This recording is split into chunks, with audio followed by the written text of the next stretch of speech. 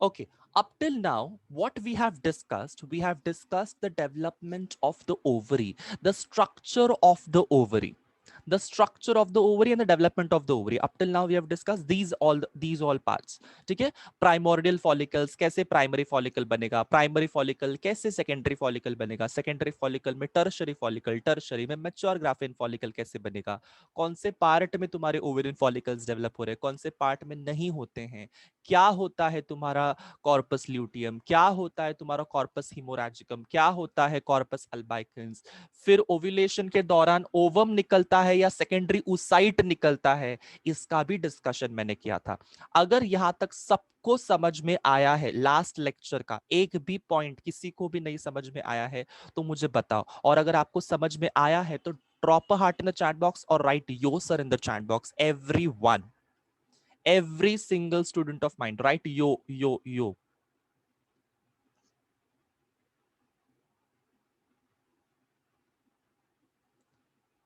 ठीक है, so the next thing which we are going to talk about, the next thing which we will be talking about today in today's lecture is called as Graafian follicle का structure.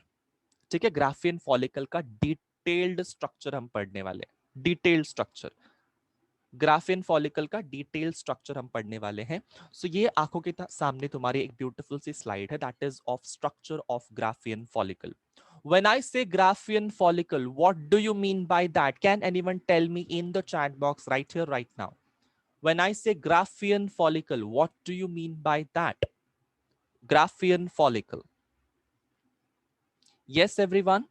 So Graphian follicle is nothing but the mature follicle. The mature follicle. ठीक है, उस mature follicle के अंदर कौन सा oocyte रहता है, उस मेच्योर फॉलिकल के अंदर कौन सा oocyte रहता है, एवरीवन, कौन सा oocyte? Absolutely clear, Ameya, Iraja, it is secondary oocyte. Only Ameya and Iraja is reverting to me in the chat box. Everyone, please make it a point कि आप चैट बॉक्स में जाओ और अपना आंसर टाइप करो। भले आपको मालूम रहेगा और बोलोगे कि क्या सर टाइम पास कर रहे हो, तो ये एक्सप्लेनेशन मैं क्यों मांग रहा हूं तुम लोगों से, बिकॉज तुम लोगों का उधर के उधर ही रिविजन हो रहा है, 10-15 बार रिविजन हो रहा है उस चीज का।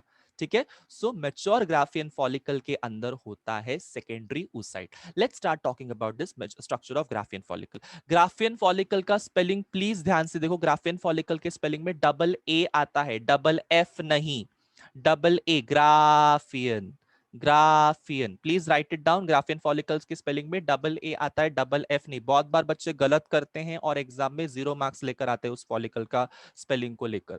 Let's see structure of Graafian follicle. Graafian follicle is also called as mature follicle. When I say mature follicle, mature का मतलब क्या होता है?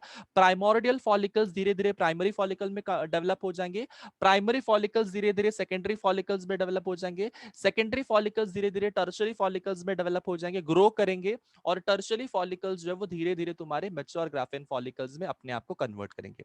जब ये फॉलिकल्स अपने आप को डेवलप करवा रहे हैं तो इनका साइज भी धीरे धीरे धीरे धीरे धीरे बढ़ता जाता है।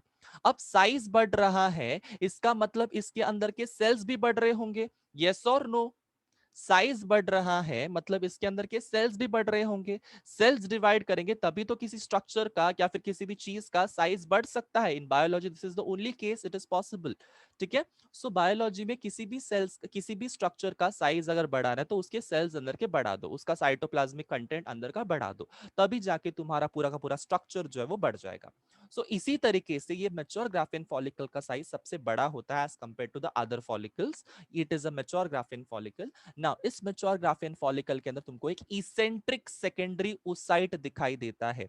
व्हेन आई से इसेंट्रिक, इसेंट्रिक का मतलब होता है सेंटर से हटके, सेंटर से हटके, सेंटर से हटके का मतलब होता है सेंटर को छोड़कर जो भी स्ट्रक्चर रहेंगे उसको हम लोग इसेंट्रिक स्ट्रक्चर बोलेंगे।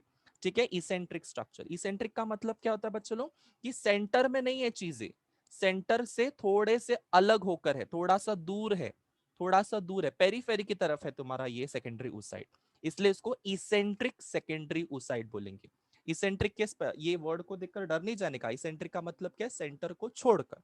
सो eccentric secondary oocyte is surrounded, ये इसेंट्रिक सेकेंडरी oocyte जो है वो सराउंडेड है सेल से, तुम लोग यहाँ पे देख सकते हो। ठीक है, इसेंट्रिक सेकेंडरी oocyte जो है वो सराउंडेड है तुम्हारे सेल्स को लेकर, बट इस सेल्स से पहले उसके पास में एक लेयर होता है, इस लेयर का नाम है जोना पेल्यूसिडा। इस लेयर का नाम क्या है, जोना पेल्यूसिडा। व्हेन आई से जोना, जोना का मतलब क्या है, जोन। जोना का मतलब क्या है, जोन या फिर रीजन। जोना का मतलब क्या है, अ जोन या फिर a region. It is a non cellular layer बच्चों लोग, it is a non cellular layer. जो जोना पेल्यूसिडा का जो लेयर है, ये एक नॉन सेल्यूलर लेयर है।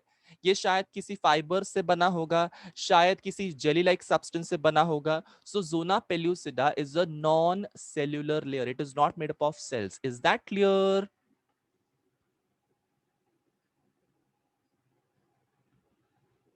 So secondary oocyte के सराउंडिंग में कौन सा लेयर है बच्चों लोग, सेकेंडरी oocyte के सराउंडिंग में जो layer, that is called as zona pellucida. Is that clear everyone?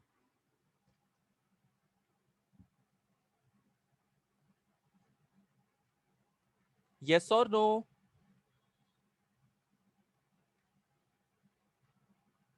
Okay. So now zona pellucida जो है वो बनता किस चीज से है, जोना पेल्यूसिडा जो है बच्चों लोग, it is made up of what, it is made up of vitelline membrane. Vitelline membrane की मदद से तुम्हारा जोना पेल्यूसिडा बना हुआ है। जो वाइटलाइन मेम्ब्रेन है उसके मदद से तुम्हारा जोना पेल्यूसिडा का लेयर बना हुआ है। I repeat, vitelline membrane is making your zona pellucida, vitelline membrane is secreting the zona pellucida का layer of the oocyte। Now ये सारे स्ट्रक्चर्स को हम लोग धीरे धीरे एक क्या बोल सकते हैं, एक डायग्रामेटिक रिप्रेजेंटेशन में जरूर देखेंगे, बट हाल फिलहाल इस पूरे स्ट्रक्चर को समझने की कोशिश करो इन सेंटेंसेस। सो जोना पेल्यूसिडा क्या है, जोना पेल्यूसिडा एक नॉन सेल्यूलर लेयर है तुम्हारे oocyte के, सेकेंडरी oocyte के इर्द गिर्द वो रहेगा।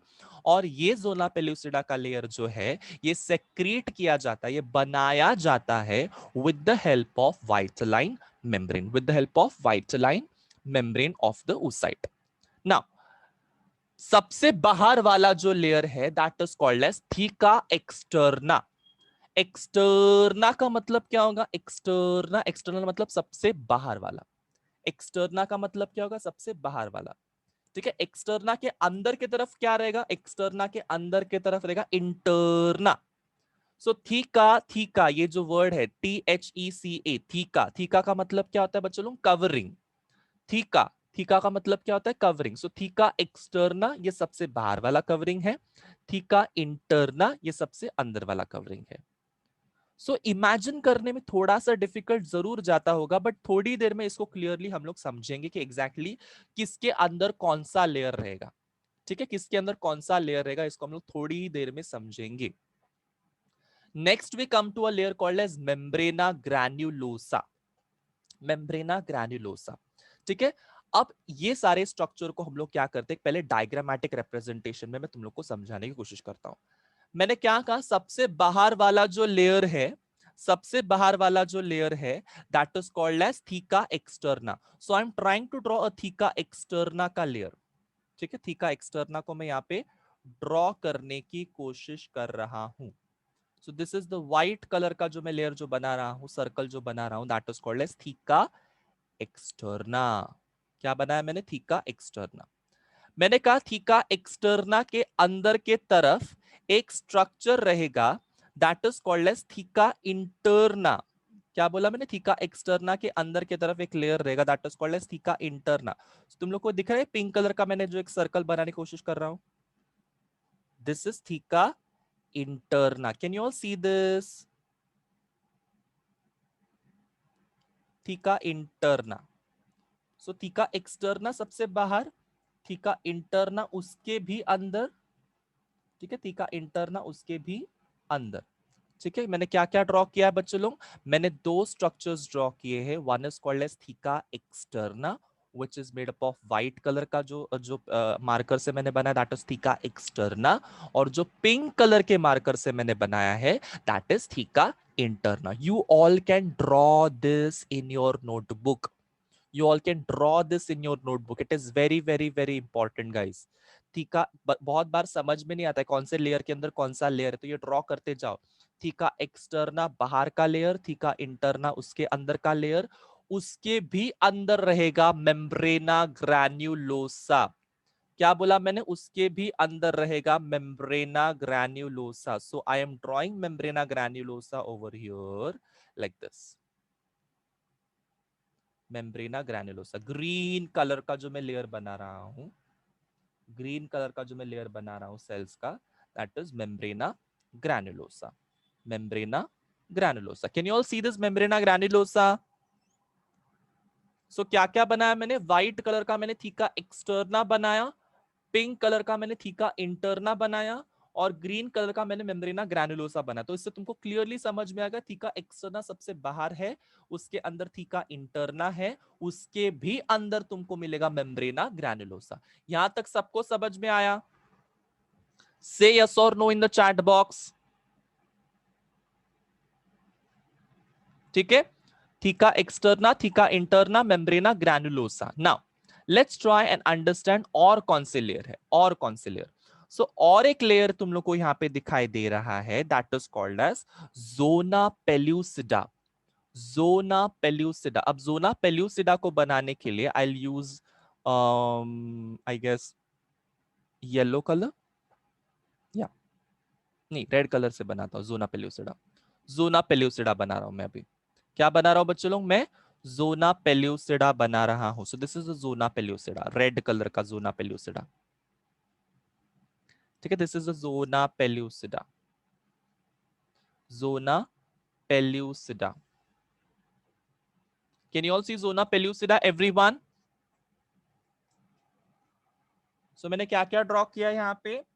सबसे बाहर थीका एक्सटर्ना, फिर अंदर थीका इंटरना, फिर उसके अंदर ग्रीन कलर का मेम्ब्रेना ग्रैन्युलोसा, फिर उसके भी अंदर मैंने ड्रॉ किया हुआ है जोना पेल्यूसिडा। अब ये जो जोना पेल्यूसिडा है वो बना हुआ है तुम्हारा वाइटलाइन मेम्ब्रेन से। किससे बना हुआ है? वाइटलाइन मेम्ब्रेन। सो येलो कलर की वाइटलाइन मेम्ब्रेन कहां पे ड्रॉ कर रहा हूं मैं? जोना पेल्यूसिडा के अंदर। जोना पेल्यूसिडा के अंदर येलो कलर की vitelline membrane. Can you all see this vitelline membrane? Zona pellucida के मैं अंदर ड्रॉ कर रहा हूं, अंदर। ठीक है, दिस इज द वाइटलाइन मेम्ब्रेन। सो क्या क्या ड्रॉ किया मैंने? सबसे बाहर व्हाइट कलर का थीका एक्सटर्ना, पिंक कलर का थीका इंटरना, ग्रीन कलर का मेम्ब्रेना ग्रैन्युलोसा, रेड कलर का जोना पेल्यूसिडा, उसके भी अंदर येलो कलर का white line membrane. Is that clear everyone? Is it easy now for you to understand? Is it easy now for you to understand कि कौन सा layer किधर है? सर नहीं समझ में आ रहा था, अभी समझ में आ रहा है अच्छे से। Say yo sir in the chat box.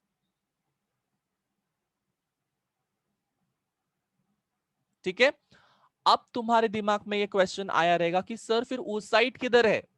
ये ऊसाइट किधर है? तो ऊसाइट तुम्हारा होता है यहां पे, उसके भी अंदर। So I will draw this with the help of I guess orange. Orange के मदद से मैं तुम्हारा ये ऊसाइट बना रहा हूं। सो ये ऑरेंज की मदद से मैंने क्या बनाया? ऊसाइट। ये बनाई मैंने ऊसाइट। थोड़ा सा गड़बड़ हो गया स्ट्रक्चर में, तो आई will draw it again. Oocyte, this is the oocyte. अरे यार बराबर बनता ही नहीं है, सर्कुलर होना चाहिए, ओवल नहीं होना चाहिए। या दिस इज द ऊसाइट। ठीक है, दिस इज द ऊसाइट। अब ये ऊसाइट के अंदर बीच में तुम लोग को एक उसका न्यूक्लियस दिखाई देगा, न्यूक्लियस। ठीक है, अब सबके दिमाग में चमक गया कि ऊसाइट एग्जैक्टली किधर है। कौन सा ऊसाइट बनाया मैंने? कौन सा ऊसाइट बनाया मैंने? सेकेंडरी ऊसाइट बनाया मैंने। कौन सा ऊसाइट बनाया? Secondary oocyte. So theca externa, theca interna, membrana granulosa, zona pellucida, vitelline membrane and oocyte, ये मैंने बनाया अभी तक। कूल? ओके, नाउ अब एक एक स्ट्रक्चर को मैं तुम लोगों को एक्सप्लेन करते जाऊंगा, उसको तुमको समझना है, ठीक है? उसको तुमको समझना है कि ये क्या है, क्यों है, किस वजह से ये हमको समझना है। सबसे पहली बात, तुम लोगों को मैंने जो बनाया है यहाँ पे उस साइट का जो, ये देखो मैंने उस साइट ऐसे बनाया ऑरेंज कलर का, ठीक है? उस साइट मैंने ऑरेंज कलर का बनाया है और बीच में मैंने ऐसा न्यूक्लियस दिखाया है, दिस इज द न्यूक्लियस। सो ये oocyte का जो मेम्ब्रेन है ना बच्चों लोग, मेम्ब्रेन, oocyte की जो मेम्ब्रेन है, oocyte is a cell, oocyte is a cell, yes और no? oocyte is a cell, तो सेल की तो मेम्ब्रेन होगी ही, सेल की मेम्ब्रेन तो होगी ही। तो oocyte की सेल मेम्ब्रेन का नाम, oocyte की मेम्ब्रेन का नाम क्या पता है? ऊलेमा, लिखो ऊलेमा, OOLE OOLE लिखो ऊलेमा। What is the structure? What is the structure which makes the which makes the cell membrane of the oocyte? That is oolemma. oolemma क्या है? तुम्हारे oocyte का सेल मेम्ब्रेन होता है। क्लियर? oocyte की बाउंड्री को हम लोग क्या बोलेंगे? oolemma. OOLEMMA, OOLEMMA, समझा? oolemma. सो मैंने जो एरो से दिखा, that is called as oolemma. Now ये ऊलेमा के अंदर तुम लोग को उसका साइटोप्लाज्म दिखाई देगा, बराबर? अभी सेल है तो सेल के अंदर मेम्ब्रेन के अंदर क्या रहेगा? Cytoplasm. So this cytoplasm is referred to as ooplasm, लिखो ऊप्लाज्म, OOPLASM,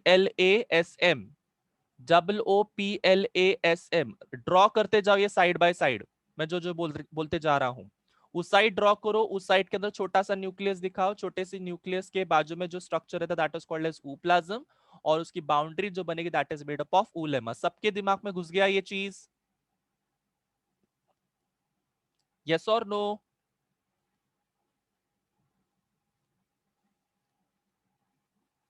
उस साइड का साइटोप्लाज्म को ऊप्लाज्म बोलेंगे, उस साइड की बाउंड्री को ऊलेमा बोलेंगे। चलिए आगे बढ़ते हैं, फटाफट से आगे बढ़ते हैं, so that we can just make it a point कि वो पूरी तरीके से हमको समझ में आए। मैंने क्या बोला? ग्राफियन फॉलिकल जो रहता है बच्चों लोग, it is a mature follicle, it is a mature follicle, हम सबको पता है। ये ग्राफियन फॉलिकल के अंदर क्या रहता है? इसेंट्रिक सेकेंडरी oocyte रहता है। सो ये सेकेंडरी oocyte है, यही सेकेंडरी oocyte को मैंने यहाँ पे ड्रॉ किया है। ये सेकेंडरी oocyte है, यही सेकेंडरी oocyte को मैंने यहाँ पे ड्रॉ किया है। सो ये जो सेकेंडरी oocyte है, इसके आजू बाजू में एक लेयर होता है, इस लेयर का नाम है जोना पेल्यूसिडा। ये जोना पेल्यूसिडा जो है, ये जोना पेल्यूसिडा जो है, it is a non cellular layer, it is a non cellular layer. अब ये जो जोना पेल्यूसिडा, जो नॉन सेल्यूलर लेयर की हम लोग बात कर रहे हैं, वो बनाया किसने है? वो बनाया है व्हाइट लाइन मेम्ब्रेन ने। वो बनाया किसने है? व्हाइट लाइन मेम्ब्रेन ने। तुम लोगों ने जो डायग्राम रफली ड्रॉ किया हुआ है नोटबुक में, उसको देखते जाओ। मैंने कहा इसेंट्रिक सेकेंडरी oocyte के आजू बाजू में जोना पेल्यूसिडा का लेयर है। ये जोना पेल्यूसिडा का लेयर तुम्हारा नॉन सेल्यूलर लेयर है। ये नॉन सेल्यूलर लेयर जो बनाया है, वो बनाया है व्हाइट लाइन मेम्ब्रेन की मदद से। Clear?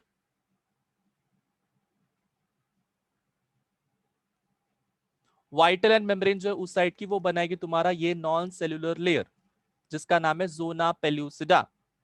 Cool everyone? The next structure which you could see is called as theca externa.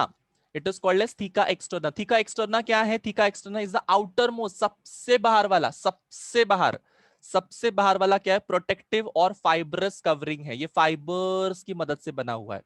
Theca externa क्या है? प्रोटेक्टिव लेयर है। It is made up of fibres, इसलिए उसको फाइब्रस कवरिंग बोला गया है। ये प्रोटेक्शन का काम करेगा। किसका प्रोटेक्शन का काम करेगा? सेकेंडरी oocyte के प्रोटेक्शन का काम करेगा ना।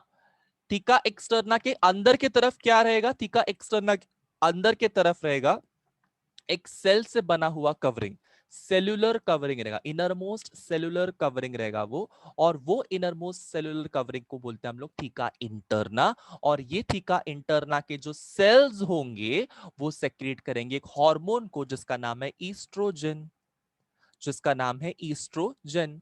Right it down. Theca interna के जो सेल्स हैं वो क्या बनाएंगे, ईस्ट्रोजेन बनाएंगे। क्या बनाएंगे, ईस्ट्रोजेन। थीका इंटरना के जो सेल्स है वो क्या बनाएंगे, oestrogen. Is that clear? Estrogen is a female hormone. Estrogen is a female hormone. Now I have a one question for you guys. I have a one question for you guys. Who makes the hormone progesterone? Who makes the hormone progesterone in case of females? Yes, Chunnumun knows who makes the hormone progesterone in case of females. जल्दी से जल्दी type कीजिए, जल्दी से जल्दी type कीजिए। Amey Singh corpus luteum, Shreyai Singh endocrine glands, Amritai Singh corpus luteum, Amey Singh corp वापस से लिखा है उसने ल्यूटियम। ओके, और किसी को कुछ बोलना है? यस, जल्दी से जल्दी बताइए। Who secretes a hormone called as progesterone in case of females? Female hormone है प्रोजेस्टेरॉन, कौन बनाता है? Everyone, I want everyone, each and every one of you to answer this in the chat box because ये मैंने सिखाया हुआ है। I have taught this already. जब मैं structure and functions of the ovary पढ़ा रहा था तब मैंने तुम लोग को सिखाया था ओवरी बनाती है बेटा, बट ओवरी में कौन सा वाला पार्ट? ओवरी इतनी बड़ी है, इसमें बहुत सारी चीजें होती हैं। ओवरी में कौन सा part Shubham Shedke? Yes, it is a right answer, ovaries. But ovaries में कौन सा पार्ट? एब्सोल्युटली बेटा, इट इज कॉर्पस ल्यूटियम। ल्यूटियम का स्पेलिंग गलत है Irja, what is wrong with you? क्यों स्पेलिंग्स बाय हार्ट नहीं कर रहे हो? ल्यूटियम का स्पेलिंग, हाँ शुभम का भी ल्यूटियम का स्पेलिंग रॉन्ग है। LUTEUM, LUTEUM। Everyone, please make sure that your spellings are right because your spellings तुम लोगों को ले डूबेंगे। सब कंसेप्ट बराबर रहेगा, स्पेलिंग्स तुमको ले डूबेंगे, मैं लिख के दे रहा हूं। वापस से रोते रोते मत आओ कि सर मैंने पूरा कंसेप्ट लिखा फिर मुझे रॉन्ग क्यों मिला, बिकॉज वहां पे स्पेलिंग मिस्टेक था। Make sure that you right a proper spelling, by heart करो अच्छे से, टेक्निक को समझो, स्पेलिंग्स को कैसे बाय हार्ट करना है। ल्यूटियम, LUTEUM, ठीक है। सो कॉर्पस ल्यूटियम जो रहता है वो क्या बनाता है, तुम्हारा progesterone hormone. What have I said for progesterone hormone? What is the function of the progesterone hormone? P for progesterone, P for progesterone, P for what? कैसे बताया था मैंने याद करने के लिए? P for progesterone, P for pregnancy, pregnancy, it is a pregnancy maintaining hormone. Very good, very good अमीय, it is a pregnancy maintaining hormone. मतलब मैंने ऐसे याद करने को बोला था कि P for progesterone, P for pregnancy maintaining hormone, ऐसे याद रखना है। किसने बनाया? कॉर्पस ल्यूटियम ने बनाया। क्यों बनाया? ताकि प्रेगनेंसी को मेंटेन कर सके। Is that clear?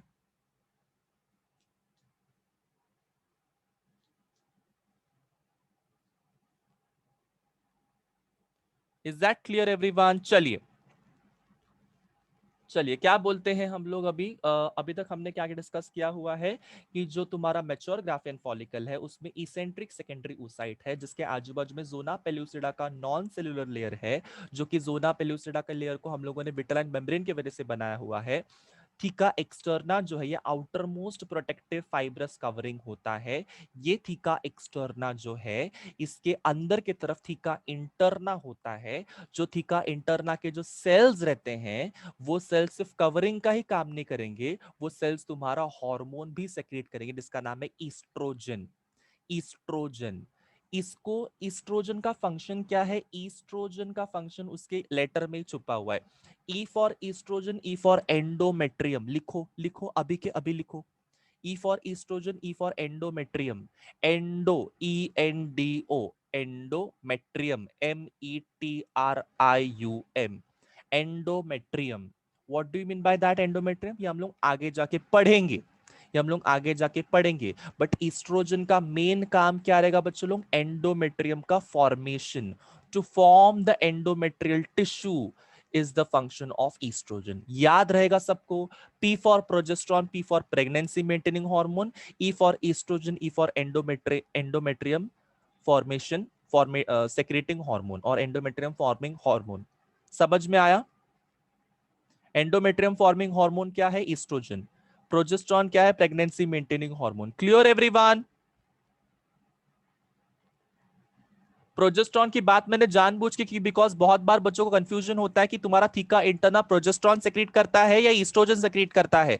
Theca interna हमेशा उसके सेल्स ईस्ट्रोजन को सेक्रेट करेंगे और तुम्हारा प्रोजेस्टेरॉन का सेक्रेशन जो है वो करता है तुम्हारा, प्रोजेस्टेरॉन का सेक्रेशन करता है तुम्हारा corpus luteum. Everyone, so theca externa और थीका इंटरना में से theca interna will be secreting your oestrogen and corpus luteum will be secreting the progesterone. Corpus luteum की बात हमने ओवरीज के टाइम पे की थी, ओवरीज का जब हमने स्ट्रक्चर पढ़ा था उसके अंदर की थी कॉर्पस ल्यूटियम की बात। ग्राफिन फॉलिकल का रिग्रेशन की वजह से या फिर ग्राफिन फॉलिकल का डिजेनरेशन की वजह से वहां पे कॉर्पस हिमोराजिकम बनेगा, फिर corpus haemorrhagicum converts into corpus luteum. I am repeating this again, is that clear? चलिए इसी के साथ में आगे बढ़ते हैं। There is one more layer called as membrana granulosa. Membrana granulosa, membrana granulosa किधर है? वापस से यहाँ पे डायग्राम में देखो, व्हाइट कलर का थीका एक्सटर्ना, पिंक कलर का थीका इंटरना, उसके बाद में आता है मेम्ब्रेना ग्रैन्युलोसा ग्रीन कलर का। ठीक है, ये मेम्ब्रेना ग्रैन्युलोसा है। ये मैंने कलर का क्यों बोला? बिकॉज तुम्हारे अंडरस्टैंडिंग के लिए ये कलर के नहीं होते हैं, पिंक कलर के, व्हाइट कलर के, ग्रीन कलर के नहीं होते हैं। In reality it is transparent layer. इसमें कोई कलर नहीं होता है, कलरलेस होते हैं ये सारे के सारे लेयर्स। बट हम लोग कलर का क्यों बोल रहे हैं? जस्ट बिकॉज तुम्हारे रेफरेंस के लिए, तुम्हारे अंडरस्टैंडिंग के लिए कि इसका लोकेशन किधर किधर है। व्हाइट कलर का थीका एक्सटर्ना मतलब व्हाइट कलर का थीका एक्सटर्ना नहीं है, it is colourless. Pink colour का थीका इंटरना मतलब पिंक कलर का थीका इंटरना नहीं है, इट इज कलरलेस। इतना समझो, ये बेसिक है। मेम्ब्रेना ग्रैन्युलोसा जो है ये तुम्हारे थीका इंटरना के अंदर की तरफ है। ठीक है, मेम्ब्रेना ग्रैन्युलोसा ये तुम्हारे थीका इंटरना के अंदर की तरफ है। देखो यहाँ पे तुम लोग देख सकते हो डायग्राम में, थीका इंटरना के अंदर की तरफ ग्रीन कलर का एक लेयर बनाया मैंने, that is called as membrana granulosa. ठीक है, ये मेम्ब्रेना ग्रैन्युलोसा कौन से सेल से बना हुआ है? एमसीक्यू क्वेश्चन है बच्चों लोग। Membrana granulosa is made up of follicular cells. Membrana granulosa is made up of follicular cells. Clear everyone? So membrana granulosa is made up of follicular cells. Follicles के जो sales रहते हैं उससे कौन सा लेयर बना हुआ है? Membrana granulosa. Why membrana? Why membrana? Because ये मेम्ब्रेन है। ठीक है, ग्रैन्युलोसा क्यों? बिकॉज ग्रैन्युलर लेयर रहता है, ये ग्रैन्युलर, ग्रैन्यूल से भरा रहता है, इसलिए इसको ग्रैन्युलोसा बोलते हैं। सो मेम्ब्रेना ग्रैन्युलोसा, ये जो सेल्स हैं दीज आर समवॉट ग्रैन्युलर, इसलिए इसको ग्रैन्युलोसा भी बोलते हैं। सो मेम्ब्रेना ग्रैन्युलोसा ये जो लेयर है ये फॉलिक्यूलर सेल्स के मदद से बनाया गया हुआ लेयर है। Clear everyone? So in repetition with the layers, कौन से लेयर्स बताया मैंने? थीका एक्सटर्ना, फिर थीका इंटरना, फिर मेम्ब्रेना ग्रैन्युलोसा। मेम्ब्रेना ग्रैन्युलोसा के अंदर के तरफ आता है तुम्हारा कौन सा लेयर? जोना पेल्यूसिडा।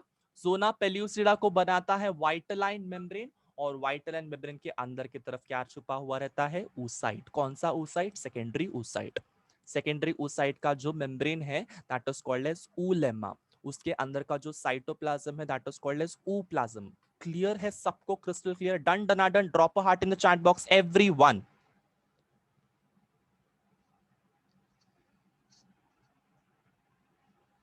चलिए चलिए इसी के साथ में क्या करते हैं, हमको थोड़ा सा आगे और डिटेल में जाना है।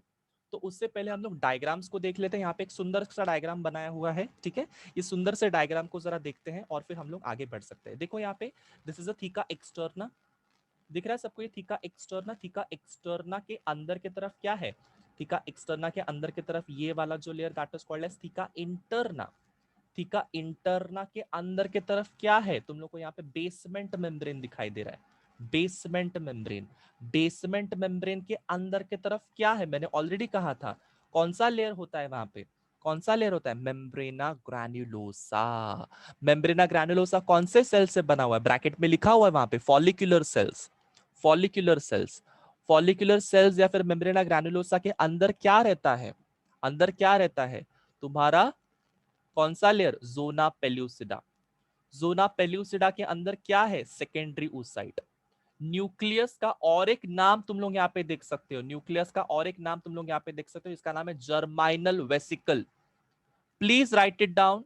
The oocyte, secondary oocyte has a nucleus and it is also called as germinal vesicle. Write it down. MCQ. Nucleus of the secondary oocyte is also called as germinal vesicle. Germinal vesicle. Clear, everyone? Shall we move on to the next part? चलिए, इसी के साथ में थोड़ा सा आगे बढ़ते हैं, थोड़ा सा डेवलपमेंट की बातें करते कि तुम्हारा ग्राफिन फॉलिकल जो वो कैसे डेवलप हो गया, ग्राफिन फॉलिकल कैसे डेवलप हो गया, इसका डिस्कशन करते हैं। तुम लोग यहाँ पे देखो, तुम लोग यहाँ पे देखो, प्राइमोर्डियल फॉलिकल में there is no cavity, there is no cavity inside it, पूरा सेल से भरा हुआ है। फिर धीरे धीरे धीरे धीरे ये तुम्हारा तुम लोग देख सकते हो, primordial follicle converts into primary follicle, primary into secondary follicle. जैसे टर्शरी फॉलिकल बनना स्टार्ट हो जाता है, जो तुम्हारे मेम्ब्रेना ग्रैन्युलोसा के जो लेयर वाले जो सेल्स हैं, ठीक है, जो सेल्स हैं मेम्ब्रेना ग्रैन्युलोसा के, वो अपने आप को स्पेस में अरेंज करना शुरू कर देते हैं, एक स्पेशल अरेंजमेंट करते हैं अपने आप का, ठीक है, स्ट्रक्चरली एक दूसरे के साथ में अरेंजमेंट स्टार्ट करते हैं, थोड़े दूर दूर चले जाते हैं। और जब ये दूर दूर जा रहे हैं तो इसके बीच में कैविटी बनती है, इस कैविटी का नाम है एंट्रम। कैविटी का नाम क्या है बच्चे लोग? एंट्रम। मैंने क्या बोला कि जब मैंने प्राइमोर्डियल फॉलिकल को बताया, मैंने प्राइमरी फॉलिकल को बताया, मैंने सेकेंडरी फॉलिकल को बताया, तो मैंने कहीं पे भी तुम लोगों को स्पेस, अंदर की कैविटी के बारे में कुछ भी डिस्कशन नहीं किया, बिकॉज वो स्पेस, वो कैविटी अभी तक बनी ही नहीं थी। वो स्पेस, वो कैविटी अभी तक बनी ही नहीं थी। वो कैविटी कब बनी? जब टर्शरी फॉलिकल बना। टर्शरी फॉलिकल में ऐसा क्या हुआ? मेम्ब्रेना ग्रैनुलोसा के जो सेल्स हैं वो अपने आप को अरेंज करना स्टार्ट कर दिए, और अरेंजमेंट के दौरान वहां पे एक छोटा सा स्पेस बना जो आगे जाके धीरे धीरे बढ़ जाता है। वो स्पेस का नाम क्या है बच्चों लोग? एंट्रम। यही बात हम लोग अभी करने वाले हैं, ठीक है, यही बात अभी हम लोग करने वाले। तुम लोग यहाँ पे देखो, यहाँ पे there is no space, there is no space, but जैसे तुम्हारे मेम्ब्रेना ग्रैनुलोसा के सेल्स बढ़ गए, देखो ग्रैनुलोसा सेल्स का नंबर बढ़ गया, छोटे छोटे छोटे छोटे सेल्स हैं, ग्रैनुलोसा सेल्स का नंबर बढ़ गया।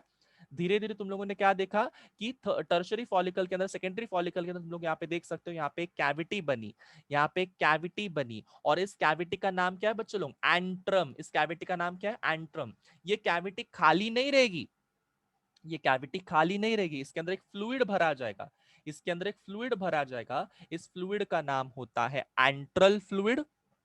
इस फ्लूइड का नाम क्या होता है? एंट्रल फ्लूइड, या फिर इसको लिकर फॉलिक्यूलाई के नाम से भी जानते हैं। एमसीक्यू क्वेश्चन, एंट्रल फ्लूइड या फिर लिकर फॉलिक्यूलाई, ये दो नाम है, ये दो नाम है। तुम्हारे एंट्रम के अंदर क्या है? दो फ्लूइड, दो फ्लूइड्स बोल रहा हूं, एक ही फ्लूइड है जिसका नाम है एंट्रल फ्लूइड, उसी का दूसरा नाम क्या है? लिकर फॉलिक्यूलाई। सबके दिमाग में घुस गया ये चीज?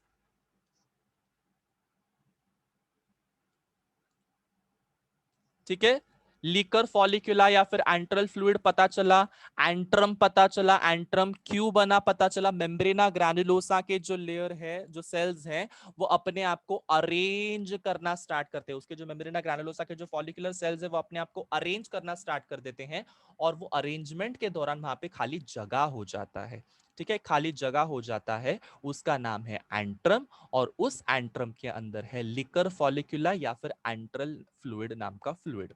लिकर फॉलिक्यूलाई का ही दूसरा नाम है एंट्रल फ्लूइड।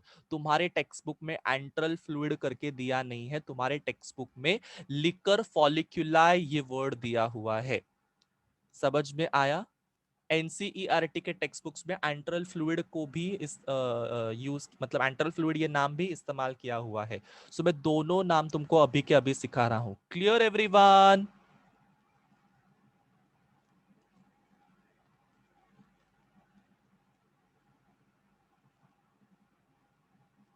चलिए, मैंने क्या क्या बोला अभी? एंट्रल फ्लूइड के बारे में डिस्कशन किया, एंट्रल फ्लूइड के सॉरी एंट्रल स्पेस के बारे में डिस्कस किया, एंट्रल कैविटी, एंट्रल कैविटी के अंदर क्या रहता है? एंट्रल कैविटी के अंदर रहता है एंट्रल फ्लूइड या फिर लिकर फॉलिकुलर। और एक चीज तुम लोग को मुझे डिस्कस करवानी है कि एक एक एक मेम्ब्रेना ग्रैनुलोसा का जो लेयर है ना बच्चे लोग, मेम्ब्रेना ग्रैनुलोसा का जो लेयर है ना, ये डिफरेंशिएट करता है ना। What do you mean bye differentiation? कोई मुझे बता सकता है? पूरा का पूरा सेल बायोलॉजी मैंने लिया हुआ है। What is differentiation? What is differentiation? Yes. What is differentiation? बेटा अगर डिवाइड बोलना होता तो मैं डिवीजन ही बोल देता, मल्टीप्लाई बोलना होता तो मैं मल्टीप्लिकेशन ही बोल देता, ठीक है, मैं मल्टीप्लिकेशन ही बोल देता। बट क्या मैंने डिवीजन या मल्टीप्लिकेशन जैसे वर्ड्स का नाम लिया? नहीं, मैंने बोला differentiation. So how differentiation is different from division और मल्टीप्लिकेशन अमेय? बोलो। Yes, Raja, I'll be repeating the entire thing once again. Don't you worry about it. But पहले इसका आंसर करो कि डिवीजन और डिफरेंशिएशन में क्या डिफरेंस है? क्या डिफरेंस है? कुछ तो डिफरेंस होगा, इसलिए नाम भी अलग अलग दिया है। When I ये पता ही होना चाहिए बायोलॉजी के स्टूडेंट्स को। डिफरेंशिएशन बहुत बार बच्चे क्या करते हैं, बहुत बार ये समझते नहीं है, इसको कंफ्यूज कर देते हैं और कुछ भी लिख के आ जाते हैं। डिफरेंशिएशन का मतलब होता है, अब मैं तुमको एक सिंपल भाषा में समझाता हूँ, एक सिंपल भाषा में। सीनियर केजी का बच्चा, जूनियर केजी का बच्चा जो रहता है, क्या उसको पता रहता है कि मैं डॉक्टर बनूंगा, मैं इंजीनियर बनूंगा, मैं पायलट बनूंगा, मैं चपरासी बनूंगा, यस, मैं गुंडा बनूंगा, मैं वड़ा पाव की गाड़ी डालूंगा? उसको पता रहता है बचपन से कि मुझे क्या करना है? हाँ या ना?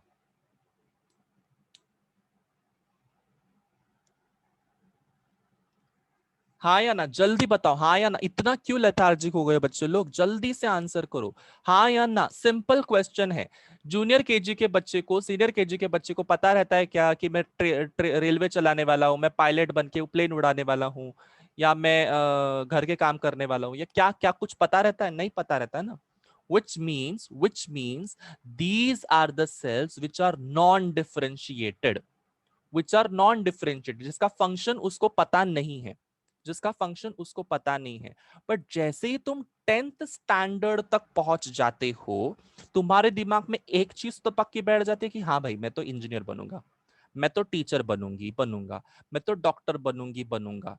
यस, ये दिमाग में आ जाता है। डॉक्टर में भी मैं, मुझे कार्डियोलॉजिस्ट में ज्यादा इंटरेस्ट है, मुझे मुझे गायनोकोलॉजिस्ट बनने का ज्यादा इंटरेस्ट है, मुझे ऑर्थोपेडिक डॉक्टर बनना है, या मुझे फिजियोथेरेपिस्ट बनना है, वॉट एवर इट इज। तुम्हारे दिमाग में एक चीज तो आ जाती है, एक एम आ जाता है, एक एम आ जाता है।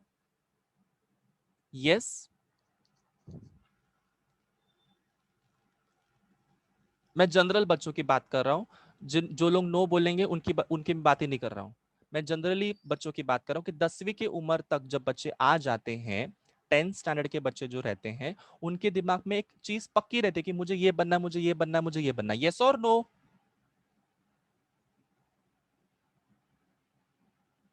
और जैसे ही वो 11th स्टैंडर्ड में आ जाते हैं, वो अपना कोर्स चुन लेते हैं, मुझे कॉमर्स जाना है, मुझे साइंस जाना है, मुझे आर्ट्स जाना है। मतलब the cells which have defined their function, which have defined their function, such cells are called as differentiated cells। अभी सबके दिमाग में घुस गया कि differentiated cells का मतलब क्या है और नॉन डिफरेंशिएटेड सेल्स का मतलब क्या है। नॉन डिफरेंशिएटेड सेल्स का मतलब होता है भूले भटके सेल्स, उनको पता ही नहीं है कि हमको करना क्या है जिंदगी में। ये उनको पता ही नहीं है, अभी तक उनमें फंक्शन आया ही नहीं है, वो सिर्फ सेल्स हैं, वो सिर्फ सेल्स हैं। वो सेल्स आगे जाके अपने आप में जब फंक्शन डेवलप करेंगे, ग्रो करेंगे, that is called as differentiated cells. So मैंने यहाँ पे एक सेंटेंस बोला अभी के अभी, मेम्ब्रेना ग्रैन्युलोसा जो रहता है, तुम लोग को पता है मेम्ब्रेना ग्रैन्युलोसा क्या है? ये वाला लेयर, ये वाला लेयर बच्चों लोग, बहुत सारे सेल से बना हुआ है मेम्ब्रेना ग्रैन्युलोसा। ये वाला जो लेयर है मेम्ब्रेना ग्रैन्युलोसा का, ये डिफरेंशिएट करता है into two reasons, into two regions. One is called as discus proligerus, one is called as corona radiata. One is called as discus proligerus, one is called as corona radiata। हमारे text book में, हमारे text book में corona, sorry, discus proligerus and cumulus oophorus, ये अलग अलग नाम दिए गए हैं, ये अलग अलग नाम दिए गए हैं। So discus proligerus is a different term in our textbook and cumulus uphorus is अलग term in our textbooks। But बहुत सारे रेफरेंस बुक्स में, बहुत सारे रेफरेंस बुक्स में इस cumulus uphorus को ही discus proligerus का दर्जा दिया गया है, क्यूमुलस उफोरस को ही डिस्कस प्रोलीजरस का दर्जा दिया गया है। नाउ लेट्स अंडरस्टैंड कि क्यूमुलस उफोरस क्या है और तुम्हारा कोरोना रेडिएटा क्या है। कोरोना रेडिएटा क्या है? सबसे पहले कोरोना रेडिएटा के बारे में जानते हैं। कोरोना रेडिएटा, व्हेन आई से कोरोना रेडिएटा, इसका मतलब क्या है? कोरोना, कोरोना का मतलब क्या? It is not a virus. हाँ बच्चे लोग, it is not a virus. Corona का मतलब क्या है? कोरोना का मतलब होता है कि क्राउन। कोरोना का मतलब होता है क्राउन। अगर तुमने कोरोना वायरस का स्ट्रक्चर भी देखा होगा ना, तो it looks like a crown. It looks like a crown, that's why उसको नाम ही वैसा दिया, corona virus, crown like virus. समझ में आया? मुकुट, क्राउन, समझा? सो जो सेल्स तुम्हारे सेकेंडरी oocyte के यहाँ पे रेडिएटिंग रहेंगे। रेडिएटिंग का मतलब क्या है? सूरज की किरणों की तरह बाहर आ जाएंगे। I draw it over here. Radiating रहेंगे, सूरज की किरणों की तरह अगर जो बाहर आएंगे, ऐसे तुम लोग को सेल्स दिखाई दे रहे हैं, ऐसे ये वाले सेल्स, ये वाले सेल्स, ये वाले सेल्स, तो ऐसे रेडिएटिंग सेल्स तुम लोग को यहाँ पे जो दिख रहे हैं, these are called as corona radiata. इसको क्या बोला है? Corona radiata. क्या बोला है? Corona radiata. समझ में आया? कोरोना रेडिएटा क्या है? कि जो सेल्स तुम्हारे सेकेंडरी oocyte से ऐसे रेडिएट होते हुए बाहर की तरफ निकलते हुए दिखेंगे, सूरज की किरणों की तरह निकलते हुए दिखेंगे, such cells are called as corona radiata. Is that clear? Clear चुन्नू मुन्नूज?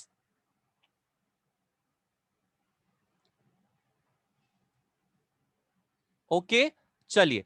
अब आगे जाके देखते हैं कि डिस्कस प्रोलीजरस क्या है। डिस्कस प्रोलीजरस मतलब ये वाला सेल्स जो डिस्क जैसा चीज बनाएगा यहां पे, that is called as discus proligerus. जो डिस्क जैसा चीज यहां पे बनाएगा बेस में, that is called as discus proligerus. Disc मतलब क्या है? छोटा सा ऐसे ओवल शेप का ऐसे चीज, डिस्क।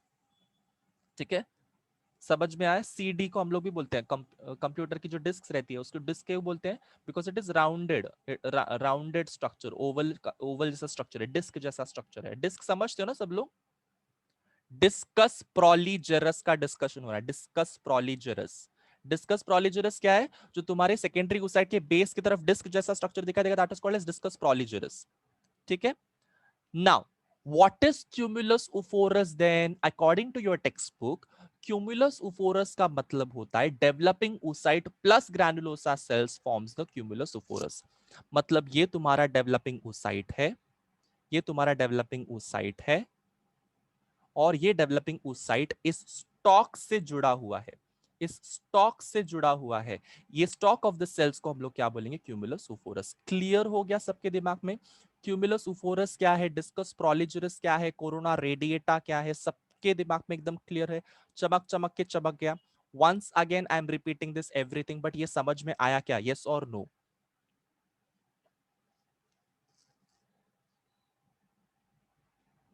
चलिए, once again I'm repeating everything, please listen to me with a great, very great understanding। अच्छे से समझो, और नहीं समझ में आ रहा है, stop me then and there and ask। I was discussing about structure of Graafian follicle। When I say structure of Graafian follicle का मतलब क्या होता है? The follicle which is mature follicle, which is a mature follicle। Now ये जो mature follicle है बच्चे लोग, इसके अंदर क्या रहता है? इसके अंदर डेवलप होते रहता है secondary oocyte।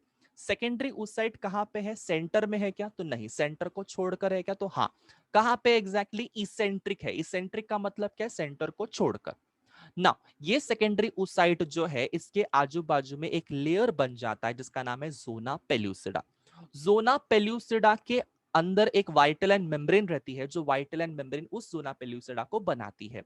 Zona pellucida is a non cellular layer, मतलब ये सेल से बना हुआ नहीं है, ये जेली जैसा एक लेयर है, ये फाइबर से बना हुआ एक लेयर है ना। थीका एक्सटर्ना क्या है? Theca externa is the outer most fibrous covering. Theca का मतलब होता है कवरिंग, एक्सटर्ना का मतलब होता है outer most. So outer most fibrous covering से बना हुआ है, जो तुम्हारे सेकेंडरी oocyte को प्रोटेक्शन देने का काम करेगा। थीका इंटरना क्या है? एक्सटर्ना के अंदर की तरफ एक लेयर होता है, that is called as theca interna. इसके अंदर के जो सेल्स है, theca interna is made up of many cells. Now, this theca interna is made up of many cells, and these cells are going to produce or going to secrete a hormone called as estrogen. Oestrogen का जो hormone है, it is going to form, it is going to produce a layer inside the uterus called as endometrium. E for oestrogen, E for endometrium. Endometrium का formation कौन कर रहा है? Oestrogen का hormone. Oestrogen कहां पे बन रहा है? थीका इंटरना के जो सेल्स है वो तुम्हारा हार्मोन बना रहे हैं. Next we come to a layer called as membrana granulosa. Membrana granulosa कहां पे? थीका इंटरना के सबसे अंदर की तरफ. ये मेम्ब्रेना ग्रैन्युलोसा जो वो कौन से सेल से बना हुआ है? फॉलिकुलर सेल से बना हुआ है. ये फॉलिकुलर सेल्स या फिर मेम्ब्रेना ग्रैन्युलोसा के जो सेल्स हैं वो तुम्हारे डिफरेंशिएट करेंगे. डिफरेंशिएट करेंगे मतलब अलग अलग उनका काम धंधा करेंगे. एक सेल्स जो है वो तुम्हारे उसके सर के ऊपर रहेंगे, उस साइड के सर के ऊपर रहेंगे और उसके ऊपर से ऐसा रेडिएट होना स्टार्ट हो जाएंगे और उस सेल्स को हम लोग बोलेंगे कोरोना रेडिएटा. ये मेम्ब्रेना ग्रैन्युलोसा के ही लेयर्स हैं. ये मेम्ब्रेना ग्रैन्युलोसा का ही सेल का टाइप है. बट ये टाइप जो है ये रेडिएट होगा, ये उसकी सेकेंडरी oocyte में से बाहर की तरफ निकलेगा. That's why it is called as corona radiata. Corona का मतलब होता है क्राउन, रेडिएटा का मतलब होता है रेडिएटिंग सेल्स. कमिंग आउट, जो सेल्स जो बाहर की तरफ निकल रहे, सूरज की किरणों की तरह बाहर निकल रहे हैं, that is called as radiating cells और radiata. Next is called as cumulus oophorus. Cumulus oophorus क्या होता है? क्यूमुलस उफोरस का मतलब होता है जो तुम्हारा डेवलपिंग oocyte है और जो तुम्हारे ग्रैनुलोसा के जो सेल्स है जो तुम्हारा स्टॉक की तरह दिख रहे हैं, these cells are called as cumulus oophorus. ये वाले cells, these are called as cumulus oophorus. Cumulus oophorus के ठीक ऊपर की तरफ तुम लोग को यहाँ पे एक स्ट्रक्चर दिखेगा, एक डिस्क जैसा एक स्ट्रक्चर दिखेगा, that is called as discus proligerus. बहुत सारे रेफरेंस बुक्स में डिस्कस प्रोलिजेरस और क्यूमुलस उफोरस में कोई डिफरेंस नहीं बताया गया है. उन्होंने बोला है कि डिस्कस प्रोलिजेरस मतलब ही क्यूमुलस उफोरस है. तो ये भी चीज तुमको पता होनी चाहिए. बहुत सारे रेफरेंस बुक्स में ऐसा दिया गया है, डिस्कस प्रोलिजेरस ही क्यूमुलस उफोरस है. बट अपने बोर्ड्स के टेक्स्ट बुक के हिसाब से discus proligerus is different and cumulus oophorus is different. Is that clear?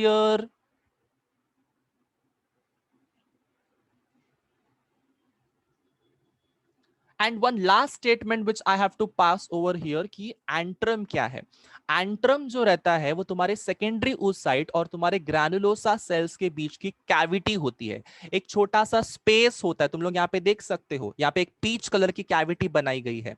ठीक है, this cavity is called as antrum and this cavity is not empty, it is filled with a fluid called as liquor folliculi या फिर इसका नाम है antral fluid. सबके दिमाग में चमक गया structure of graphene follicle entirely? Say yo sir in the chat box, everyone, or drop a heart in the chat box, everyone.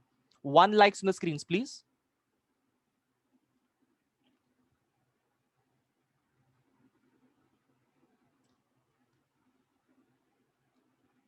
चलिए, everyone please drop a heart in the chat box so that I can know that every one of you have understood everything whatever I have said.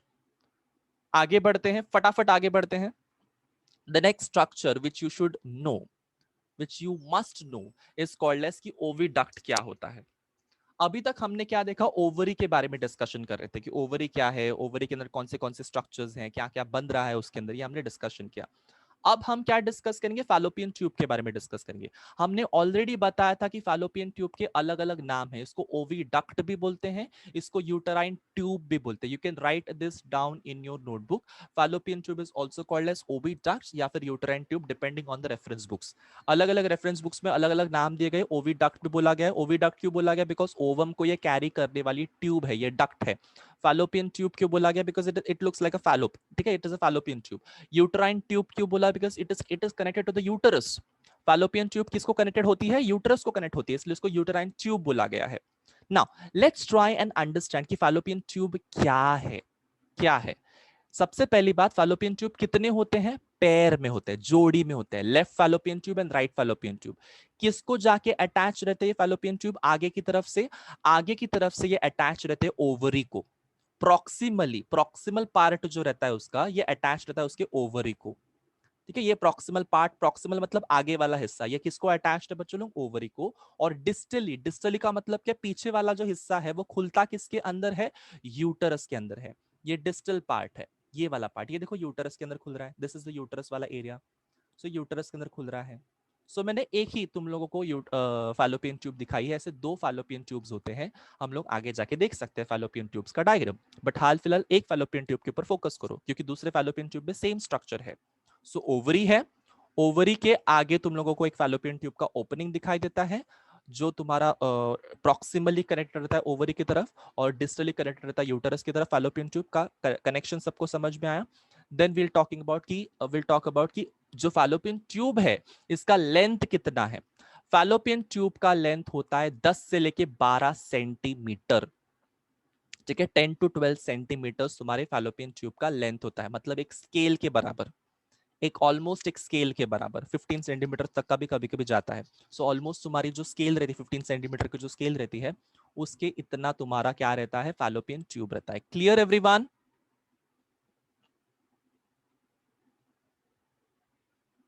Internally अंदर के तरफ से मतलब ये fallopian tube है, इसके अंदर के तरफ तुम लोगों को ऐसे सीलिएटेड एपिथेलियम दिखाई देगा। मतलब ये एपिथेलियम के सेल्स बना रहा हूं मैं यहाँ पे, एपिथेलियम के सेल्स बना रहा हूं। इस एपिथेलियम के सेल्स के ऊपर हल्का हल्का क्या रहेगा, ऐसे हेयर लाइक प्रोजेक्शंस रहेंगे, हेयर जैसे प्रोजेक्शंस रहेंगे। ये एपिथेलियम के सेल्स है, इसमें क्या है, हेयर लाइक प्रोजेक्शंस है। इस हेयर लाइक प्रोजेक्शंस को हम लोग क्या बोलते हैं बच्चों लोग, सीलिया बोलते हैं। क्या बोलते हैं, सीलिया। ये दोनों तरफ रहेगा, ऊपर की तरफ भी है नीचे की तरफ भी है, पूरी तरीके से सीलिया से कवर्ड है। तुम लोग को यहाँ पे नीचे एक स्ट्रक्चर दिख रहा है जो बार बार आगे पीछे आगे पीछे आगे पीछे जीआईएफ में मूव हो रहा है। Can you all see a structure down side here? So this is cilia. ये सीलिया क्या कर रहा है, कॉन्टिन्यूसली कंटिन्यूसली क्या कर रहा है, बीटिंग कर रहा है, एक एक रिदमिक मूवमेंट दिखा रहा है वो। सारे के सारे सीलिया पीछे जा रहे हैं, सारे के सारे सीलिया आगे जा रहे हैं, सारे के सारे सीलिया पीछे जा रहे हैं, सारे के सारे सीलिया आगे आ रहे हैं। मतलब ये क्यों मूव कर रहा है, तुम लोग को उसके ऊपर एक छोटा सा लिक्विड जैसा लेयर दिख रहा है, एक थोड़ा सा लिक्विड जैसा लेयर दिख रहा है। सो सीलिया पीछे और आगे बढ़ने की वजह से वो लिक्विड क्या कर रहा है, आगे आगे मूव कर रहा है, पीछे पीछे मूव कर रहा है, आगे आगे मूव कर रहा है, पीछे पीछे मूव कर रहा है, फॉरवर्ड मूव कर रहा है। मतलब क्या है, मतलब क्या है, सीलिया ये जो उसके अंदर है वो किस वजह से है तुम्हारे फैलोपियन ट्यूब के अंदर अंदर की तरफ, बिकॉज तुम्हारा जो ओवम है वो खुद ब खुद चलकर नहीं जा सकता है, वो खुद ब खुद चलकर नहीं जा सकता। हम सबको पता है सेकेंडरी oocyte जब तुम्हारे ओवरी में से बाहर निकलती है, ग्राफिन फॉलिकल में से बाहर निकलती है, वो जाती है पहले इनफंडिबुलम में। इनफंडिबुलम या फिर फैलोपियन ट्यूब से होते होते होते वो कहाँ पे जाएगी, वो इस वाले हिस्से में आएगी, और इस वाले हिस्से से वो कहाँ पे जाएगी, वो इस वाले हिस्से में जाएगी। बट ये जा कैसे रहा है, उसको पाव है क्या, उसके पास में फ्लैजुला है क्या जैसे स्पर्म के पास में था, नहीं है। उसके पास में सीलिया है क्या जैसे किसी और स्ट्रक्चर की तरह, नहीं है, नहीं है। ओवम के पास में ऐसे कोई भी ऑर्गन नहीं है, कोई भी स्ट्रक्चर नहीं है जिससे ओवम आगे आगे बढ़ सके। तो उसको बढ़ाने का, आगे बढ़ाने का काम कौन कर रहा है, सीलिया। ठीक है। सो तुम्हारा फैलोपियन ट्यूब अंदर की तरफ से किस चीज से बना हुआ है, सीलिएटेड एपिथेलियम से बना हुआ है। Is that clear everyone? ताकि तुम्हारा ओवम आगे आगे सेकेंडरी oocyte आगे आगे आगे आगे आगे बढ़ सके, ओवम नहीं सॉरी, सेकेंडरी oocyte आगे आगे बढ़ सके। Clear, cool. चलिए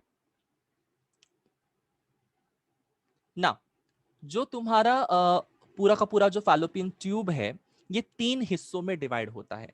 आई repeat, fallopian tube is divided into 3 regions. One is called as infundibulum, one is called as ampulla, one is called as isthmus. I repeat, infundibulum, ampulla, and isthmus. Infundibulum, ampulla, and isthmus. Infundibulum is the proximal end. Proximal end, जो funnel shape structure दिखाई दे रहा है सबको, funnel shape structure. This funnel shape structure is called as infundibulum. It is called as infundibulum. Diagram में देखो यहाँ पे एक funnel shape structure that is called as infundibulum. This is infundibulum. Infundibulum के आगे की तरफ तुम लोग को दिखाई दे रहा है बहुत सारे फिंगर लाइक प्रोजेक्शंस दिखाई देते हैं, that was called as fimbriae. It is surrounded by, infundibulum is surrounded by fimbriae. One of the fimbriae extends and joins the ovary. ठीक है, one of the fimbriae extend, तुम लोग यहाँ पे देख सकते हो फिम्ब्रिए यहाँ पे थोड़ा सा एक्सटेंड हो रहे हैं और ओवरी की तरफ बढ़ रहे हैं, ओवरी की तरफ बढ़ रहे हैं। उसमें से एक फिम्ब्रिए क्या करेगा, बड़ा सा लंबा सा रहेगा जो तुम्हारी ओवरी की तरफ पूरा आ जाएगा।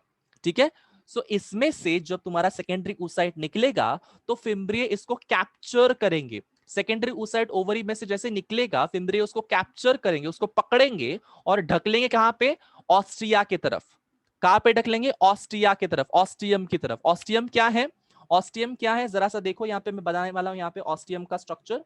Ostium is nothing but the opening, ostium is nothing but the opening. तुम लोग यहाँ पे देख सकते हो इनफंडिबुलम के यहाँ पे एक छोटा सा ओपनिंग में बना रहा हूं, ये ओपनिंग का नाम है ऑस्टियम। ये पूरे फिम्ब्रिय है, ये पूरे फिम्ब्रिय, ये वाले ये वाले ये वाले पूरे फिम्ब्रिय हैं। ये फिम्ब्रिय के ऊपर की तरफ क्या तुम लोग को दिखाई दे रहा है? ऑस्टियम। सो ऑस्टियम्स के थ्रू ही, ऑस्टियम के थ्रू ही तुम्हारा ये ऊसाइड जो है, सेकेंडरी ऊसाइड जो है वो आगे बढ़ सकता है। ये ओपनिंग रहता है, ये ओपनिंग के थ्रू ही तुम्हारा सेकेंडरी ऊसाइड आगे बढ़ सकता है। सो ये ऑस्टियम है। ऑस्टियम के आजू बाजू में क्या रहता है? ऑस्टियम के या फिर तुम्हारे इनफंडिबुलम के आजू बाजू में क्या रहता है? बहुत सारे फिम्ब्रिय रहते हैं। फिम्ब्रिय तुम्हारे सेकेंडरी ऊसाइड को पकड़ेंगे ओव्यूलेशन के बाद में, ओव्यूलेशन के बाद में सेकेंडरी ऊसाइड को पकड़ा और उसको ऑस्टियम में ढकल दिया। समझ में आया? Ostium is nothing but the opening. Ostium is nothing but the opening inside the infundibulum. समझ में आया सबको? Next we come to a region called as ampulla.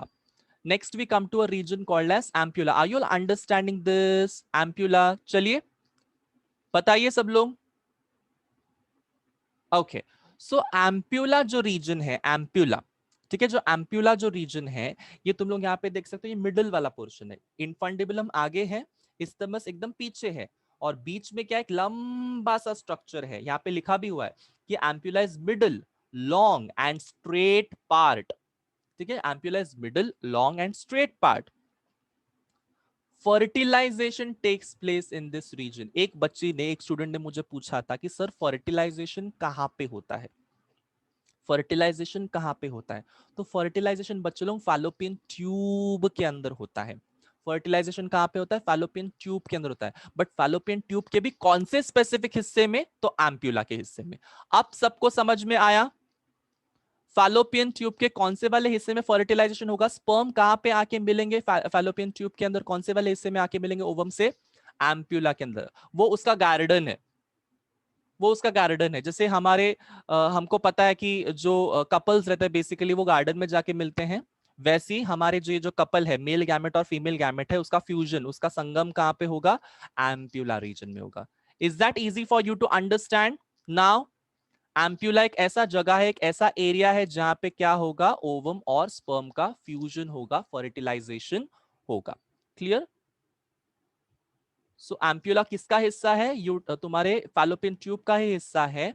ये बीच वाला हिस्सा है जहां पे एक्चुअल में फर्टिलाइजेशन होगा। मतलब तुम्हारा ओव्यूलेशन होने के बाद में सेकेंडरी oocyte यहां से निकलेगा, यहां पे जाएगा, इनफंडिबुलम में जाएगा, इनफंडिबुलम से ऑस्टियम से होते होते होते ढकल ढकल कर तुम्हारा एम्प्यूला रीजन में आएगा, और एम्प्यूला रीजन में आके बैठ जाएगा। एम्प्यूला रीजन में बैठ जाएगा, जब तक स्पर्म्स नहीं आते तब तक वो बैठ जाएगा। थोड़ी देर के बाद में अगर उसको समझ में आया कि स्पर्म आ गया तो फर्टिलाइज हो जाएगा, जाइगोट बनाएगा, और जाइगोट धीरे धीरे धीरे धीरे इस्टमस से होते होते होते होते आगे की तरफ बढ़ना स्टार्ट करेगा और यूटरस में आके पहुंच जाएगा। ठीक है, यूटरस में आके पहुंच जाएगा। बट अगर अगर तुम्हारा एम्प्यूलर रीजन में स्पर्म ने उसको फर्टिलाइज नहीं किया, ऐसा नहीं है ना कि हर मंथ में लेडी प्रेग्नेंट हो रही है, एवरी मंथ में ओव्यूलेशन होता है, तो हर मंथ में थोड़ी लेडी प्रेग्नेंट होती है, फीमेल प्रेग्नेंट थोड़ी हर मंथ में होती है कि हर मंथ में प्रेग्नेंट हो जाओ, नहीं होता है ना, तो हर मंथ में फर्टिलाइजेशन तो नहीं होगा। मतलब क्या है कि ये जो तुम्हारा सेकेंडरी oocyte है, ये फर्टिलाइज नहीं हुआ इस बार, तो सेकेंडरी oocyte क्या करेगा? उधर ही बैठ जाएगा क्या? नहीं, ये सेकेंडरी oocyte भी आगे आगे बढ़ेगा, इस्तमस में जाएगा, इस्तमस से होते होते यूटरस में जाएगा, और यूटरस के अंदर पहुंचने के बाद में उसका मेंस्ट्रुअल फ्लो के जरिए उसको बाहर फेंका जाएगा, मेंस्ट्रुअल साइकिल के दौरान उसको बाहर फेंका जाएगा। तो unfertilised secondary oocyte is also thrown out in the menstrual blood. Clear?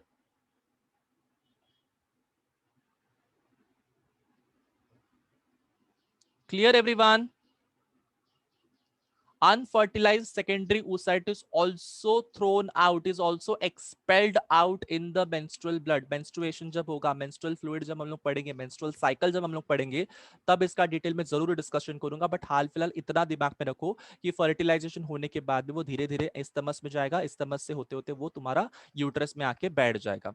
But अगर फर्टिलाइजेशन नहीं हुआ, फर्टिलाइजेशन नहीं हुआ तो वो वहीं पे बैठेगा क्या? तो नहीं, एम्प्यूला से होते होते वापस से वही वो ट्रैक पकड़ेगा, इस्तमस में आएगा, इस्तमस से वो तुम्हारा आगे बढ़कर यूटरस में जाएगा, यूटरस से वो तुम्हारा यूटरस के थ्रू, वजाइना के थ्रू बाहर चला जाएगा मेंस्ट्रुअल ब्लड के थ्रू।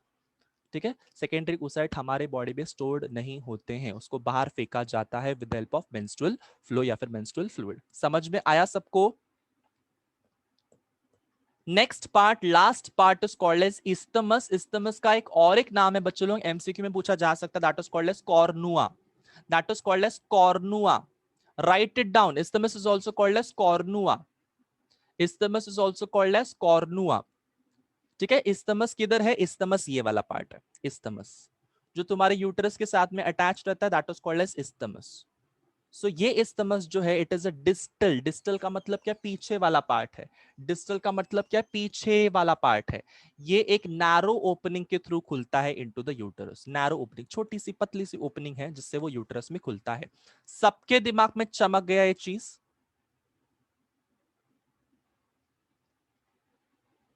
ठीक है, सबको समझ में आ गया? चलिए आगे बढ़ते हैं, आगे बढ़ते हैं फटाफट। सबसे पहले मैं तुम लोग को एक चीज दिखाना चाहता हूं। यस, तुम लोग यहां पे देखो, यही सेम स्ट्रक्चर तुम लोग को मैंने दिखाया हुआ है। ये ओवरी है, ओवरी को जोड़कर एक फिम्ब्रिय अटैच्ड है। देखो एक फिम्ब्रिय अटैच्ड, मैंने बोला था एक फिम्ब्रिय तुम्हारी ओवरी को जोड़कर रहता है। यहाँ पे बहुत सारे फिम्ब्रिय हैं। फिम्ब्रिय के यहाँ पे तुम लोग को देख सकते हो कि यहाँ पे सेकेंडरी oocyte बाहर निकला हुआ है। यहाँ से सेकेंडरी oocyte इनफंडिबुलम में जाएगा, इनफंडिबुलम से होते होते एम्पुलर रीजन में जाएगा, एम्पुलर रीजन से होते होते होते होते होते वो कहाँ पे जाएगा? इस्थमस में जाएगा, इस्थमस से होते होते वो यूटरस में आएगा। सो यही सेम स्ट्रक्चर तुमको यहाँ पे भी दिखाई दे रहा है, यही सेम स्ट्रक्चर तुमको यहाँ पे भी दिखाई दे रहा है।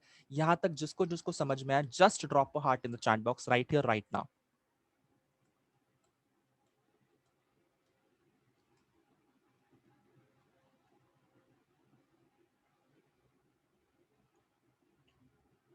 Everyone just drop a heart in the chat box so that I can know.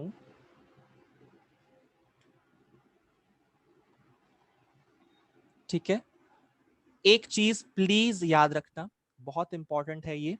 Fallopian tube के पूरे इंटरनल एपिथेलियम जो रहती है वो सीलिएटेड एपिथेलियम है।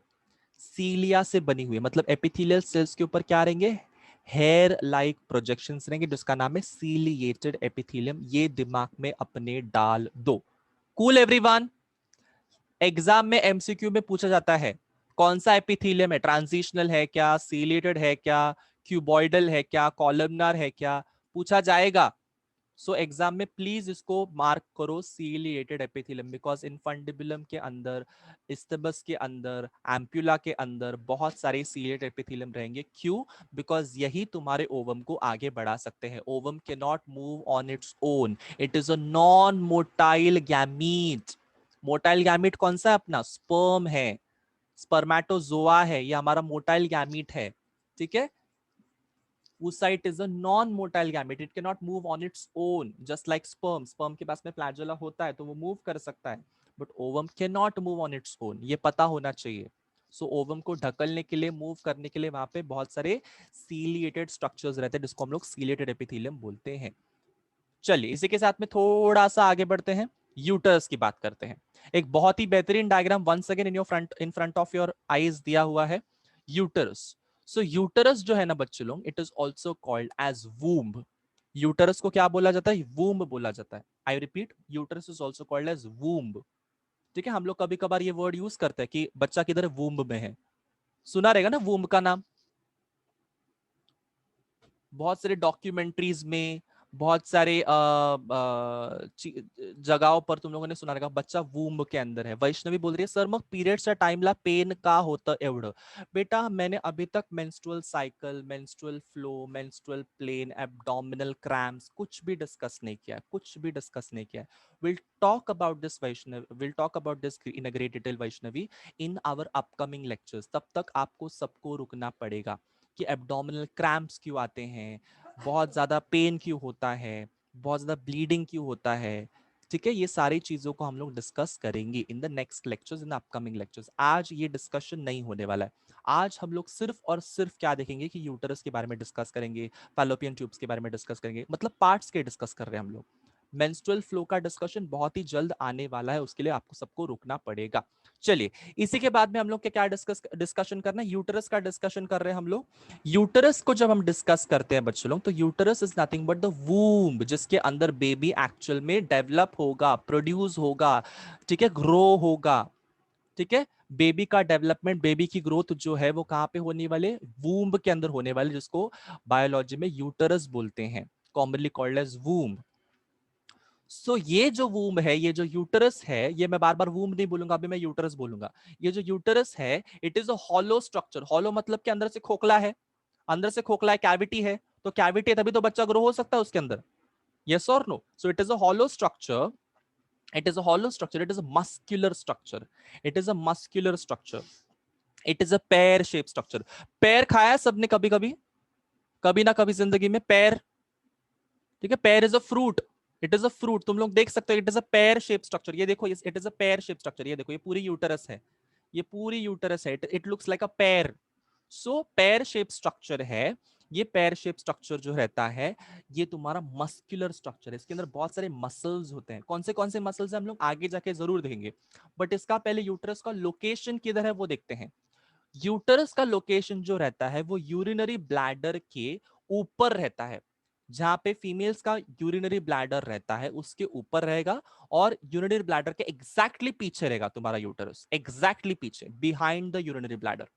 ठीक है, क्या लोकेशन बताया मैंने, यूरिनरी ब्लैडर के ऊपर और behind the urinary bladder. Imagine कर पा रहे हो, इमेजिन कर पा रहे हो, किडनी का जो डायग्राम हमने ड्रॉ किया था, एक्सक्रीटरी सिस्टम का जो हमने डायग्राम ड्रॉ किया था, उसको याद करो, उसको याद करो, और उस डायग्राम को इस डायग्राम के साथ में मर्ज करने की कोशिश करो, इमेजिन करो, इमेजिनेशन को स्ट्रांग बनाओ, चीजें अच्छे से समझेंगी। क्या बोला मैंने, उसका उसका लोकेशन यूरिनरी ब्लैडर के ऊपर और उसके पीछे। ऊपर और पीछे का मतलब सबको समझ में आ रहेगा अभी, ठीक है। Now, what is the size? What is the dimension of your uterus? So it is 7.5 centimeters long, 5 centimeters broad, and 2.5 centimeters thick.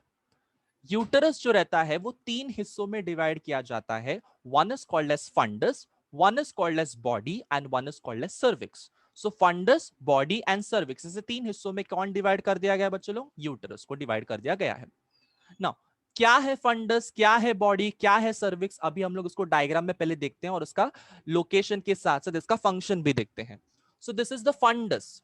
ये तुम लोग को जो एरिया दिखाई दे रहा है, this entire area is called as fundus. Sorry, थोड़ा ज्यादा बड़ा हो गया। This entire area is called as fundus, this entire area, this area of the uterus is called as fundus. Now, which is the body, which is the body, this area below to the fundus is called as the body. Below to the fundus, it is called as the body. And which is the cervix, this area which is below to the body, it is called as cervix. ये cervix है इतना बड़ा, समझ में आया? So fundus, body, cervix, fundus, body, cervix किसका हिस्से हैं? ये तुम्हारे यूटरस के हिस्से हैं, ये तुम्हारा यूटरस का हिस्सा है। So fundus is the upper most area, body is the middle most area, and cervix is the lowest area. समझ में आया?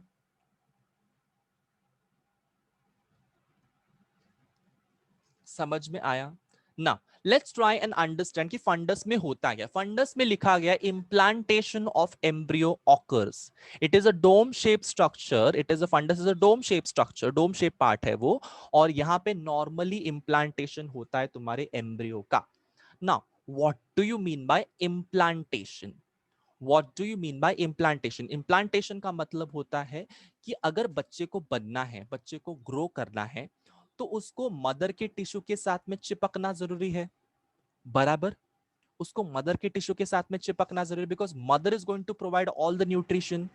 वो खुद से तो खाना, चपाती, भाजी, रोटी, चावल, कढ़ी, ये सब नहीं खा सकता है, यस और नो? मदर के वूम के अंदर जब वो है तो सारा का सारा न्यूट्रिशन, सारा का सारा ऑक्सीजन, सारा का सारा उसका वेस्ट को बाहर फेंकना का काम कौन करेगी? मदर करेगी। Chunnu Munnu, are you understanding? So उसके लिए हमको एम्ब्रियो को फिक्स करना चाहिए मदर के टिश्यू के साथ में। So the fixing of the embryo inside the mother's tissue is called as implantation. Fixing of the embryo, हम लोग जब एम्ब्रियो को फिक्स करते, चिपकाते हैं हमारे मदर के बॉडी के अंदर, वूम के अंदर, यूटरस के अंदर, जब एम्ब्रियो इम्प्लांट होता है, फिक्स होता है, उस प्रोसेस का नाम होता है इम्प्लांटेशन। कूल एवरीवन, समझ में आया ना? इम्प्लांटेशन तो हो गया, इम्प्लांटेशन तो हो गया। कौन से वाले हिस्से में हो गया? जनरली इम्प्लांटेशन कहां पे होता है? फंडस रीजन में होता है। जनरली इम्प्लांटेशन कहां पे होता है? फंडस रीजन में होता है। Now the next thing which you should remember is called as the body.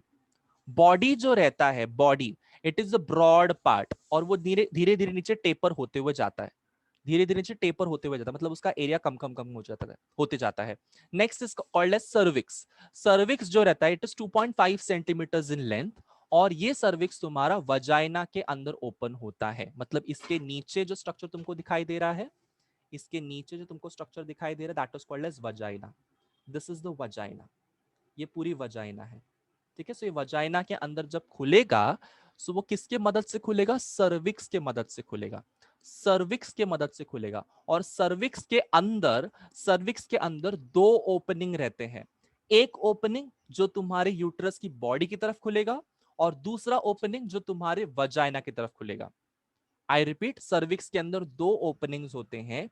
एक ओपनिंग जो तुम्हारे बॉडी की तरफ खुलेगा, ये देखो, ये बॉडी की तरफ खुल रहा है, और एक ओपनिंग जो तुम्हारे कहां पे खुल रहा है? ये तुम्हारा वजाइना की तरफ खुल रहा है। सो जो opening body of the uterus की तरफ खुलेगा, इस ओपनिंग का नाम है इंटरनल ऑस। इस ओपनिंग का नाम क्या है? इंटरनल ऑस। इंटरनल की स्पेलिंग यहां पे गलत हो गई है, INTERNAL। इंटरनल ऑस का मतलब क्या होता है? OS, ऑस। ऑस का मतलब होता है ओपनिंग। एक्सटर्नल ऑस, ऑस का मतलब क्या होता है बायोलॉजी में? It is opening. एक्सटर्नल मतलब बाहर की तरफ। सो ये हो गया तुम्हारा इंटरनल ऑस, ये हो गया तुम्हारा एक्सटर्नल ऑस। क्लियर? सबको समझ में आया? सर्विक्स की दो openings, internal and external os. Internal os खुलेगी बॉडी ऑफ द यूटरस की तरफ, और एक्सटर्नल ऑस खुलने वाले वजाइना की तरफ। Cool? So once again I'm repeating the entire things. Please listen to me very carefully. मैंने क्या क्या डिस्कशन किया? मैंने तुम लोग को डिस्कशन के टाइम पे बताया, यूटरस को हम लोग कॉमनली वूम भी बोलते हैं। It is a pear shape structure, it is a hollow organ, and it is made up of muscles, इसलिए उसको मस्कुलर स्ट्रक्चर बोला गया है। ये तुम्हारे ओवरी सॉरी ये तुम्हारे यूरिनरी ब्लैडर के ऊपर की तरफ, और तुम्हारे यूरिनरी ब्लैडर के पीछे की तरफ रहता है। So above and behind the urinary bladder, ये जो तुम्हारा यूटरस है, it is 7.5 centimeters long, 5 centimeters broad and 2.5 centimeters thick होता है। ये यूटरस या फिर जो वूम है, वो तीन हिस्सों में डिवाइड किया जाता है। One is called as fundus, one is called as body, and the other one is called as cervix. तीन हिस्से हैं तुम्हारे। फंडस जो एरिया रहता है, वहां पे एक्चुअल में इम्प्लांटेशन होता है। इम्प्लांटेशन का मतलब होता है एम्ब्रियो तुम्हारे मदर के टिश्यू के साथ में चिपक जाना। That process is called as implantation. Body is nothing but that part जहां पे वो पहले ब्रॉड दिखाई देगा, और नीचे नीचे वो टेपर होते हुए जाएगा। सर्विक्स जो रहता है, वो cervix is nothing but that opening और that narrow neck like structure which is 2.5 centimetres long, और जो वजाइना में खुलेगा with help of two openings. One is called as internal os and one is called as external os. Cervix की तरफ, cervix जो तुम्हारा vagina की तरफ रहता है, वहां पे जो ओपनिंग रहेगा that is called as external os, और तुम्हारे बॉडी की तरफ जो सर्विक्स खुलता है that is called as internal os. सबको समझ में आया? डन डनाडन, वन शॉट में सब कुछ समझाया मैंने।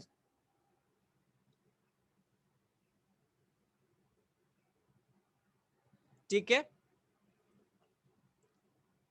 अब और कुछ चीजों के बारे में हम डिस्कस करने वाले हैं अभी के अभी। And once I discuss everything over here, will stop over here, because इसके बाद का जो स्ट्रक्चर है, इसके बाद का जो स्ट्रक्चर है, ये समझने के लिए हमको पहले ये अंडरस्टैंड करना पूरा जरूरी है। इसको पहले डाइजेस्ट कर लो, समझ लो अच्छे से, फिर हम नेक्स्ट लेक्चर में आगे का हिस्सा पढ़ेंगे। कूल एवरीवन से यो सर। पहले यहां तक चीजें समझना बहुत बहुत बहुत जरूरी है। ये जब तक नहीं समझता, तब तक आगे कुछ नहीं समझने वाला है। चलिए, आगे का पढ़ने से पहले यहां तक पढ़ते हैं। मैंने तुम लोगों को अभी तक चीजें नहीं बताई। There is something called as perimetrium, myometrium, endometrium, इसके बारे में मैंने कुछ नहीं बताया। ठीक है,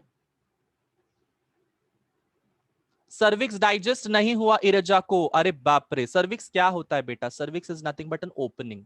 ठीक है, cervix is nothing but a small tube, it is nothing but a small tube. बच्चा सर्विक्स के मदद से ही वजाइना के अंदर आता है। समझ में आया? बॉडी ऑफ द यूटरस से सर्विक्स के मदद से ही तुम्हारा बच्चा वजाइना के अंदर आएगा, वजाइना से वो बाहर निकलेगा, बॉडी के बाहर, मम्मी के बॉडी के बाहर। डिलीवरी के दौरान सर्विक्स खुलता है, सर्विक्स का खुलना जरूरी है, तब जाके तुम्हारा बच्चा वजाइना के अंदर आ सकता है, और वजाइना से बॉडी के बाहर। समझ में आया? So cervix is a small tube-like structure, 2.5 centimetres in length. इसमें दो ओपनिंग्स होते हैं, जो कि एक खुलता है तुम्हारा वजाना की तरफ और एक खुलता है तुम्हारा मम्मी के यूटरस के बॉडी की तरफ। ठीक है, सो बॉडी की तरफ जो खुलता है that is called as internal os, और जो तुम्हारा वजाना की तरफ खुलता है that is called as external os. क्या नहीं समझा इस पे बताओ?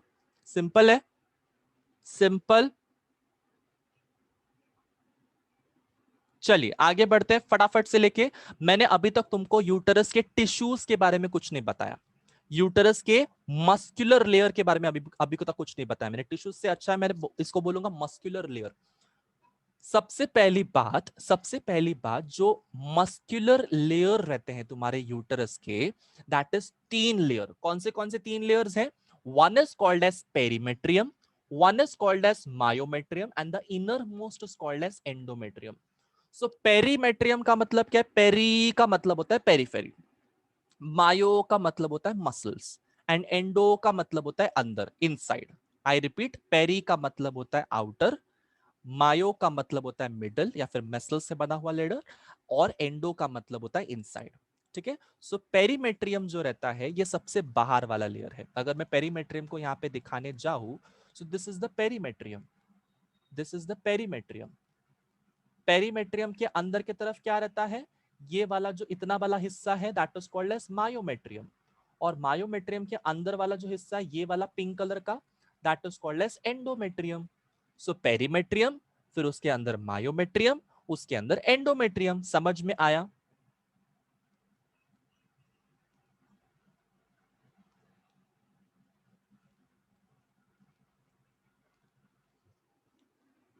अब मुझे एक सवाल तुम लोगों से पूछना है। I want to ask one small question. Endometrium is under the control of which hormone? The formation of endometrium is under the control of which hormone? I have explained this. I have explained this. जल्दी से जल्दी बताओ, जल्दी से जल्दी। Amiya is writing androgen, androgen ऐसा कुछ नहीं है hormone. Irja is writing estrogen, very good. Shreya is writing estrogen, very good. Estrogen is the hormone बेटा, ईस्ट्रोजन।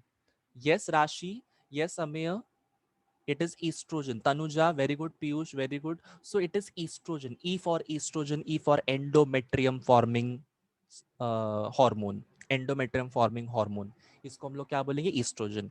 सो जो एंडोमेट्रियम है ये हर महीने में, मेंस्ट्रुअल साइकिल के दौरान हर महीने में ये बढ़ेगा और घटेगा, बढ़ेगा और घटेगा। एंडोमेट्रियम का रप्चर जो होना है, एंडोमेट्रियम जो फटता है, वो क्यों फटता है? बिकॉज प्रोजेस्ट्रॉन बनना रुक जाता है। I repeat, I repeat, oestrogen का काम धंधा रहता है एंडोमेट्रियम को बनाना। ठीक है, ईस्ट्रोजन का काम रहता है एंडोमेट्रियम को बनाना, बट उसको मेंटेन करने का काम किसका रहता है? प्रोजेस्ट्रॉन। समझा? ईस्ट्रोजन का काम है एंडोमेट्रियम को बनाना, बट उसको मेंटेन करने का काम, वैसा का वैसा मोटा लेयर मेंटेन करने का काम कौन करेगा? प्रोजेस्ट्रॉन। ठीक है, समझा?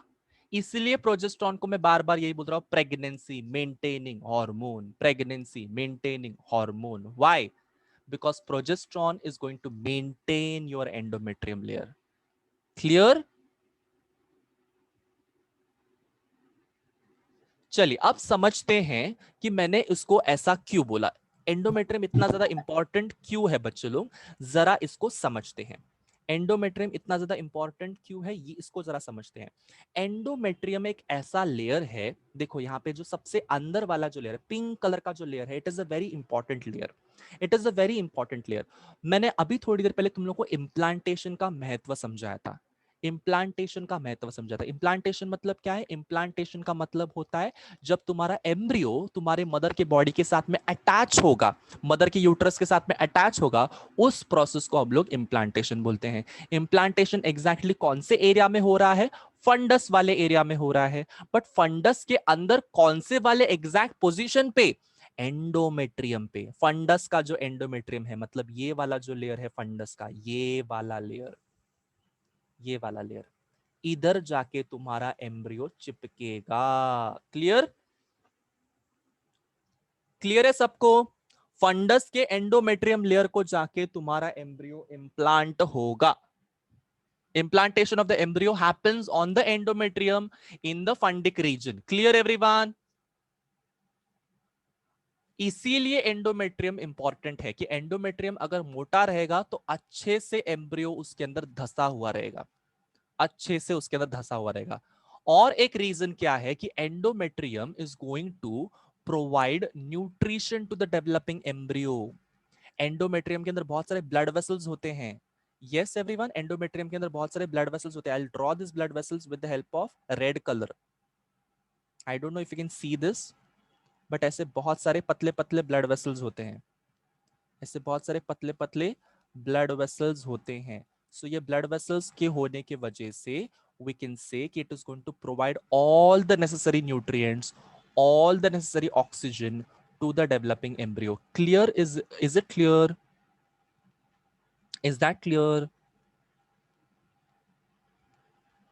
ठीक है। ऐसे पूरे के पूरे एंडोमेट्रियम में बहुत सारे ब्लड वेसल्स होते हैं, बहुत सारे ब्लड वेसल्स होते हैं, रिचली सप्लाइड ब्लड वेसल से होता है वो। तो जब तुम्हारा एंडोमेट्रियम बनता है तो वो कौन से हार्मोन के इन्फ्लुएंस में बनेगा बच्चों लोग? It is made in the presence of estrogen. It is made in the presence of estrogen. Estrogen क्या करेगा? एंडोमेट्रियम के थिकनिंग को और बढ़ाएगा और बढ़ाएगा और बढ़ाएगा। मतलब एंडोमेट्रियम जनरली पतला लेयर है, जनरली एंडोमेट्रियम कैसा है? पतला लेयर है। पर जैसे ही ईस्ट्रोजन का लेवल तुम्हारे ब्लड के अंदर, तुम्हारी बॉडी के अंदर बढ़ जाएगा, वो ईस्ट्रोजन की वजह से क्या हो जाएगा? एंडोमेट्रियम ग्रो करेगा, ग्रो करेगा, ग्रो करेगा, ग्रो करेगा। और ग्रो करते साथ साथ उसके अंदर के ब्लड वेसल्स भी क्या करेंगे? बहुत सारे बढ़ जाएंगे। एंजियोजेनेसिस होगा उसके अंदर। एंजियोजेनेसिस का मतलब क्या है? Blood vessel formation. Angiogenesis, angio मतलब वेसल्स, जेनेसिस मतलब फॉर्मेशन। एंजियोजेनेसिस होगा उसमें, बहुत सारे ब्लड वेसल्स उसमें बढ़ेंगे। समझ में आया? समझ में आया सबको? सो एंडोमेट्रियम के साथ साथ उसमें ब्लड वेसल्स भी ग्रो करेंगे। एंड वंस ईस्ट्रोजन ने एंडोमेट्रियम को पूरी तरीके से बना दिया, अब ईस्ट्रोजन का काम खत्म। अब किसका रोल आएगा? प्रोजेस्ट्रॉन का रोल आएगा। प्रोजेस्ट्रॉन कहां से आ रहा है बच्चों लोग? कॉर्पस ल्यूटियम से आ रहा है। सो अगर कॉर्पस ल्यूटियम से प्रोजेस्ट्रॉन आ रहा है तो वो कॉर्पस ल्यूटियम क्या करेगा? एंडोमेट्रियम को फटने नहीं देगा, डीजनरेट नहीं होने देगा। क्योंकि अगर एंडोमेट्रियम डीजनरेट हो गया तो वो एंडोमेट्रियम का जो लेयर है वो डीजनरेट होने के बाद में मेंस्ट्रुअल फ्लो के जरिए तुम्हारी बॉडी से नीचे आ जाएगा। क्लियर? मतलब एंडोमेट्रियम वो चीज है जो ब्लड के रूप में नीचे आती है। उसके अंदर बहुत सारे सेल्स का डेब्री, सेल्स का कचरा होता है। और सेल्स के कचरे के साथ साथ उसमें सेकेंडरी oocyte जो फर्टिलाइज नहीं हुआ है वो भी नीचे आएगा। I am repeating this again, once again. Endometrium का जो लेयर है उधर एग्जैक्टली इंप्लांटेशन होता है। एंडोमेट्रियम का कौन से वाले हिस्से में होता है? फंडस रीजन वाला जो एंडोमेट्रियम है वहां पे तुम्हारा इंप्लांटेशन होगा। एंडोमेट्रियम जो बढ़ता है, जो ग्रो होता है साइज में, वो किसके वजह से ग्रो हो रहा है साइज में? जस्ट बिकॉज तुम्हारा ईस्ट्रोजन का हार्मोन का लेवल तुम्हारी बॉडी में बढ़ता है, इसलिए ईस्ट्रोजन क्या करेगा? एंडोमेट्रियम के लेयर को ग्रो करेगा। Once the endometrium layer is grown, it is maintained with a hormone called as progesterone. Progesterone hormone के जरिए वो मेंटेन किया जाएगा। प्रोजेस्ट्रॉन कहां से आता है? कॉर्पस ल्यूटियम में से आता है। कॉर्पस ल्यूटियम का जो प्रोजेस्ट्रॉन आ रहा है वो क्या करेगा? तुम्हारे एंडोमेट्रियम को फटने से रोकेगा, वो फटने नहीं देगा, वो एंडोमेट्रियम को रोक के रहेगा। बिकॉज हमको सबको पता है कि फर्टिलाइजेशन हो चुका है, जाइगोट बन चुका है, एम्ब्रियो एम्ब्रियो क्या करेगा? उसमें अभी धसने वाला है, एम्ब्रियो उसमें धसने वाला है, एम्ब्रियो का इंप्लांटेशन होने वाला है। बट जैसे ही तुम्हारी बॉडी को पता चलेगा कि फर्टिलाइजेशन तो हुआ ही नहीं, फर्टिलाइजेशन तो हुआ ही नहीं, तो क्या तुम्हारा एंडोमेट्रियम वैसा का वैसा रहेगा? नहीं। एंडोमेट्रियम वैसा का वैसा रहेगा? नहीं। वो डीजेनरेट हो जाएगा। क्यों? बिकॉज कॉर्पस ल्यूटियम जो है वो कॉर्पस अल्बाइकन्स में कन्वर्ट हो जाएगा, एंड जैसे वो कॉर्पस अल्बाइकन्स में कन्वर्ट हो गया, प्रोजेस्टेरॉन तो कॉर्पस अल्बाइकन्स में नहीं बनेगा, वो तो सिर्फ कॉर्पस ल्यूटियम बनाएगा। समझ में आ रहा है? तो अगर कॉर्पस ल्यूटियम से प्रोजेस्टेरॉन नहीं बन रहा है, कॉर्पस अल्बाइकन्स बन चुका है वो, तो क्या प्रेगनेंसी मेंटेनिंग हार्मोन प्रोजेस्टेरॉन मिलने की वजह से वो रुका रहेगा? नहीं रुका रहेगा, वो फट जाएगा। प्रोजेस्टेरॉन नहीं है ना, तो प्रोजेस्टेरॉन नहीं है तो प्रेगनेंसी मेंटेन नहीं रहेगी, एंडोमेट्रियम मेंटेन नहीं रहेगा, वो फट जाएगा, और फटने की वजह से क्या हो जाएगा? मेंस्ट्रुअल साइकिल स्टार्ट हो जाएगी। जो मेंस्ट्रुअल साइकिल के 5 डेज रहते हैं, 4 to 5 डेज जो रहते हैं, उधर ब्लीडिंग होगा, फीमेल्स में ब्लीडिंग होगा, वजाइना में से ब्लड बाहर निकलेगा, and that is called as menstrual flow. Clear everyone? ठीक है, समझ में आया सबको? सबको समझ में आया? Drop a heart in the chat box. ये पूरा का पूरा मेंस्ट्रुअल साइकिल में हम लोग डिस्कस करने वाले हैं, बट हाल फिलहाल इतना ध्यान में रखो कि ये सब चीजें होती रहती हैं। every month your mother is bleeding, every month your sister is bleeding, every month. It is a very what you can say crucial process in the female's life. After puberty ये start हो जाता है। चलिए, अब मैं तुम लोग को जो बताने वाला हूं वो बहुत ही इंपॉर्टेंट है। जो एंडोमेट्रियम है उसके बाहर वाला कौन सा लेयर है? मायोमेट्रियम, मस्कुलर लेयर है। यस और नो? मस्कुलर लेयर है। चुन्नू मुन्नू, मायोमेट्रियम दिख रहा है सबको? ये एक मस्कुलर लेयर है। सो ये मस्कुलर लेयर जो है मायोमेट्रियम की, ये कॉन्ट्रैक्ट रिलैक्स होती रहती है। ठीक है, कॉन्ट्रैक्ट रिलैक्स होती रहती है। बट ये जो मायोमेट्रियम का जो कॉन्ट्रैक्शन रिलैक्सेशन है वो बहुत ही हल्का फुल्का होता है। जनरली ये कॉन्ट्रैक्ट रिलैक्स होती रहती है। बट जब बेबी की डिलीवरी होना होता है ना, तब इसका कॉन्ट्रैक्शन रिलैक्सेशन जबरदस्त वाला होता है, जबरदस्त वाला कॉन्ट्रैक्शन रिलैक्सेशन। ठीक है, एकदम से पूरी तरीके से कॉन्ट्रैक्ट होगा, एकदम से पूरी तरीके से रिलैक्स होगा। So myometrium is responsible for child's delivery. Myometrium के कॉन्ट्रैक्शन रिलैक्सेशन की वजह से चाइल्ड बाहर निकलता है, टुवर्ड्स सर्विक्स से होते हुए वजाइना में जा पहुंचता है। Clear everyone? पार्चुरेशन में मदद कौन कर रहा है? चाइल्ड डिलीवरी में मदद कौन कर रहा है? मायोमेट्रियम का लेयर। आमतौर पे ये कॉन्ट्रैक्शंस होते रहते हैं, रिलैक्सेशंस होते रहते हैं, बट वो बहुत हल्के फुल्के कॉन्ट्रैक्शन रिलैक्सेशन है। बेबी जब उसके यूटरस के अंदर रहता है, वूम के अंदर रहता है, तभी भी ये कॉन्ट्रैक्शन होता रहता है, बट ये इतना जोरदार नहीं है बच्चों लोग। It is not so much forceful. But forceful contraction relaxation कब स्टार्ट होता है? 9th मंथ में, जोरदार कॉन्ट्रैक्शन। ठीक है, डिलीवरी की डेट बहुत पास आगे रहेगी, तो वो स्टार्ट हो जाता है कॉन्ट्रैक्शन रिलैक्सेशन बहुत जोरदार, and the baby then descends down into the vagina and it comes out of the body of the female. Clear? So parturition के वक्त भी तुम लोग को मैं वापस से समझाने वाला हूं, बट हाल फिलहाल इतना ध्यान में रखो कि there is something called as myometrium. It is helping the individual female to deliver the child. किसी को भी कुछ भी डाउट नहीं है इसमें?